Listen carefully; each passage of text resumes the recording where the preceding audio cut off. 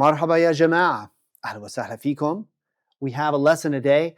It's a really good one, actually. It's gonna, I mean, if you have, if you speak Arabic, or even if you don't speak Arabic, chances are you've heard Arabs say it, or even people that don't even speak Arabic in other languages, they say this word. It's Yalla. Yalla. Yalla, what is Yalla? Well, we're going to explain Yalla in the best way possible by giving you the 6 ways it's used. 6 different ways the word Yalla is used so that you can kind of really understand it more. So Yalla, first off, it's basically it's 2 words, Ya and then Allah, but it's not seen as using the name of God. So it's not like Balla or Wallah. Balla, Wallah, these are basically like saying I swear or I swear to God. All right. So some people do not use this. I'm included. I don't use this because of reasons. I don't like to use the name of God in vain. It's one of the 10 commandments. And also, there's quite a few Muslims and Christians who don't like to use Balla and Wallah, but everybody uses Yallah, okay? Because no one associates it with that, even though it comes from that. All right, so here we go. The first one, the way we can use Yallah is basically it's the core of the meaning. It's like hurry or come on, like that. So there's this idea, come on. So if you say Yallah without anything else, basically what you're saying is, come on, let's go, or hurry it up. But to be more clear, people will say Yalla and ruh, Yalla and ruh, hurry, let's go. Or they might say another way, well, not another way, but the same idea, using a different word, is the verb from Mishi, he walked, is Yalla nimshi. So this means, come on, let's go, because now you're talking about, both of these are all second, or well, they're first person plural, we. The third way is, come on, hurry up. Now this is more serious. Like you need to, the other way is Yalla nimshi, let's go guys, hey, let's go. But this one, you're telling somebody, hurry it up, like you need to get moving. Yalla bsura, so this is, what it is be surah, be surah. So the word surah means speed, surah, speed. Be means with speed. So it's saying, hurry up with speed, like hurry up, go faster, all right? And you could say that for let's go. You could also say it for a work somebody's doing, hurry up your work, get moving. The second way is when it's used so much in this idea of on the phone, or if you're in person with somebody and you're leaving or they're leaving, you can say Yalla bye. Yalla bye. Yalla. Okay, so this one, it sounds more like okay. This is how we say it in English. We say okay, bye, or we say all right, bye. We might say this other one, Yalla min shufak. Yalla min shufak. Min shufak is for a guy. If you want to say it for a girl, Yalla min shufik. Or if it's a group, Yalla min shufkum. Yalla min shufkum. And you're going to say this to someone typically when you're leaving or even when they're leaving, and you're just saying, all right, see you later. It's literally from the verb shaf, he saw. The other way in this one is Yalla ma'salama or ma'salame. Yalla ma'salame literally means all right, with peace. So this is why we say, in English, it kind of takes the meaning of, all right, take care. So it's kind of a way to say bye. Take care. Ma'salame means go with safety. Not peace, but safety. Salam is peace. Salame is safety. The third way we use it is Yalla jarrib. Yalla jarrib. Yalla jarrib. This is kind of like saying, come on, in the way we used it up here, let's go. However, with this one, we're kind of encouraging someone to do something. We're kind of saying, Hey, go ahead, you know. Yalla, try it. Go ahead and try it is the idea.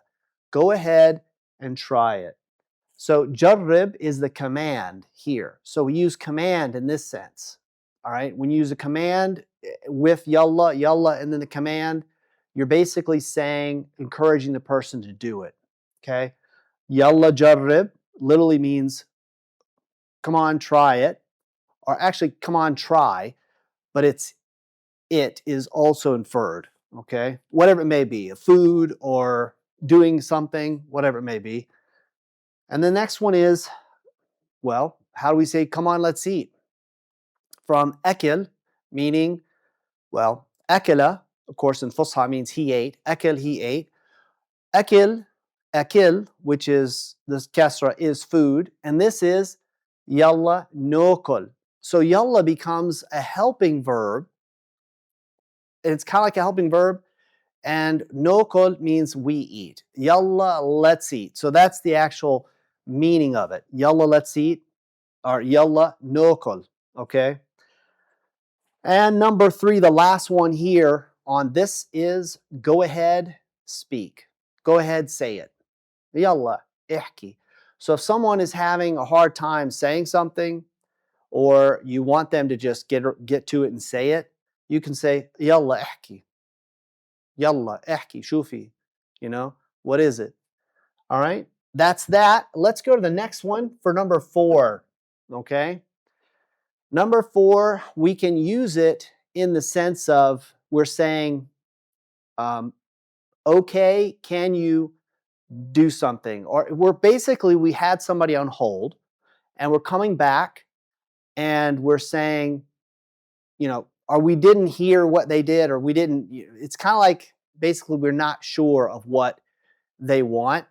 So we might say, Yalla, Eid, shu haket. So basically we're saying, can you repeat it again? Here, the next one is Yalla ihki shu kunt biddak. Okay, what were you saying? Yalla ihki shu kunt biddak. So we're basically prompting the person to hear us because we're asking them something again. It basically means like, okay. Okay, what did you want again? Or okay, can you repeat what you said? Kind of like that. This this other way here that we're kind of, I have a dark line between there because it's a little different, but it's the same kind of thing. And that is when you're wanting to do something for somebody, or somebody is going to do something for you, but they had to do something else. So they'll come back to you and then they'll say, for example, Biddak kilo moz, yalla. They're saying, I'm going to do it now. All right. You want, okay, coming up, you know, or okay, I'll do that now. All right. So they're reassuring you that they're now going to do it.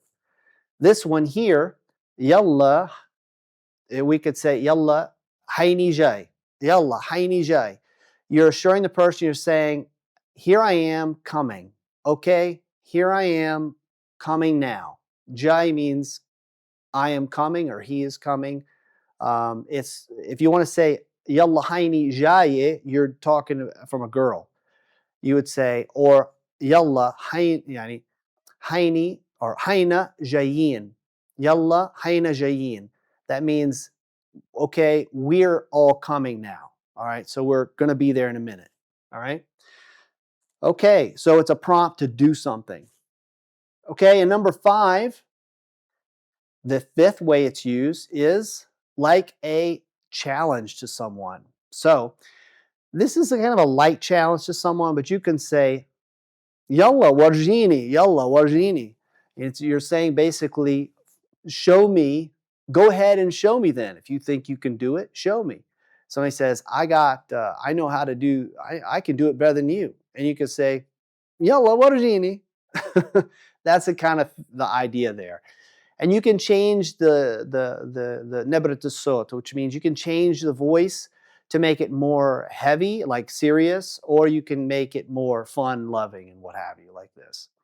And then the other, another one in that's used quite often, number 5, the second one is Yalla min shuf. Okay, we'll see about that. So somebody's making a boast, You can say, Yalla بنشوف. Oh, I'll have it done in 5 minutes. Yalla بنشوف. Yalla بنشوف, like that. The last way that yalla is used in Arabic, here it is. It's basically saying it's okay. It's kind of like this idea of it's okay, it's all right. We use the words with it like ma'lesh and also this one bit'addi, meaning it will pass. Bit'addi means it's literally means it's passing. All right, it's gonna go. Yalla, yalla bit'addi. It's like I know it's not a good thing that happened, but it'll pass. It's kind of like that. This one right here is used quite a bit too. Yalla ma'lesh. Yalla ma'lesh. So what is ma'lesh? Well, it's this. It's ma عليه. It's ma عليه ishi. That's what it means. This is actually, so ma'lesh is a contraction of these three words. When we say ma'alek ishi, it means, oh, there's nothing on you, no pressure, don't worry about it, no problems on you. So you're taking the blame off of that person and trying to make them feel better. It's basically saying nobody's to blame, it's okay. So that's how we say it's all right, no worries. So you're trying to take pressure off of that person.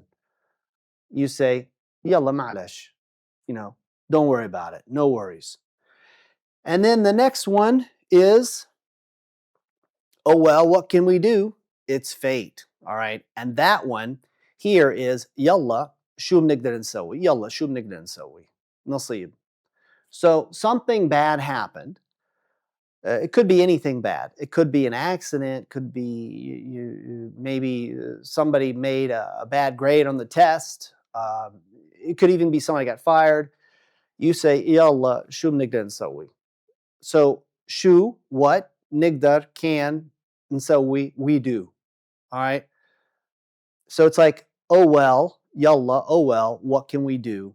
Nasib. Nasib means, it's from nasab, meaning he set up, he erected a tent or set up something. Nasab we use to say he's a scammer, but this one here, nasib, is literally means an apportionment or portion or an allotment. So what they're saying when they say nasib is it's an allotment from God. God already wrote it, maktub. It's just fate. Basically, that's what it means. It's fate. So it was bound to happen. You couldn't help it. Nobody can help it. Don't worry about it. Just your luck, basically. All right, last one is, all right, it's no problem. And how do we say that? We say, Yalla mish mushkile. Yalla mish mushkile. So yalla here, it's more like, yalla, let's just get past it. It's okay, no problem. Mish mushkile, no problem. Literally, mish is no, mushkile is problem. So that's how we say it.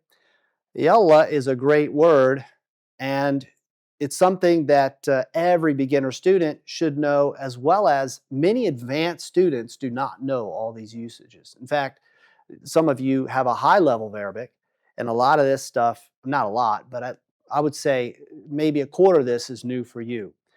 But hopefully you enjoyed this lesson, and we'll see you المرة الجاي.